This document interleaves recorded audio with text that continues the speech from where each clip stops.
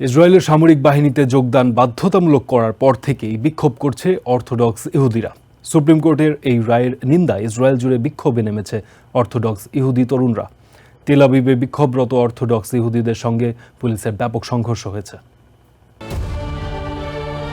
Orthodox ইহুদিদের বাধ্যতামূলক সামরিক নিয়োগ আইন নিয়ে ব্যাপক বিক্ষোভ ছড়িয়ে পড়েছে ইসরায়েলে। রবিবারও তেল আবিবে বিক্ষোভ করে আল্ট্রা অর্থোডক্স ইহুদিরা। বিক্ষোভকারীদের পুলিশ ছত্রভঙ্গ করতে গেলে সংঘর্ষ হয় দুই পক্ষের। গত মঙ্গলবার দেশটির সুপ্রিম কোর্ট আল্ট্রা অর্থোডক্স ইহুদি তরুণদের সেনাবাহিনীতে যোগদান বাধ্যতামূলক করে আইন প্রণয়নের নির্দেশ দিলে ক্ষুব্ধ হয়ে ওঠে এই জনগোষ্ঠী।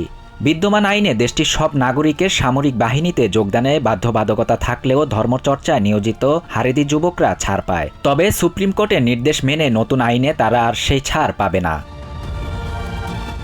এদিকে ধর্মীয় মূল্যবোধের সাথে সাংঘর্ষিক দাবি করে সেনাবাহিনীতে যোগ দিতে নারাজ আল্ট্রা অর্থোডক্স ইহুদিরা। এই আইন কার্যকর হলে কট্টর রাজনীতিবিদদের নিয়ে গঠিত নেতানিয়াহুর জোট সরকারেও বাড়তে পারে বিরোধ।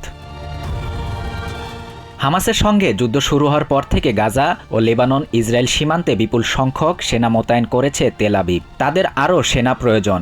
এ অবস্থায় অর্থোডক্স তরুণদের সামরিক বাহিনীতে নিয়োগের চাপ তৈরি হয়। তারই প্রেক্ষাপটে দেশটির সুপ্রিম কোর্ট মঙ্গলবারে রায় দেয়। শাহরিয়ার শাফাত, TVN 24 news desk. New York থেকে সম্প্রচারিত TVN 24 টেলিভিশন বিশ্বজুড়ে বাঙালির কণ্ঠস্বর।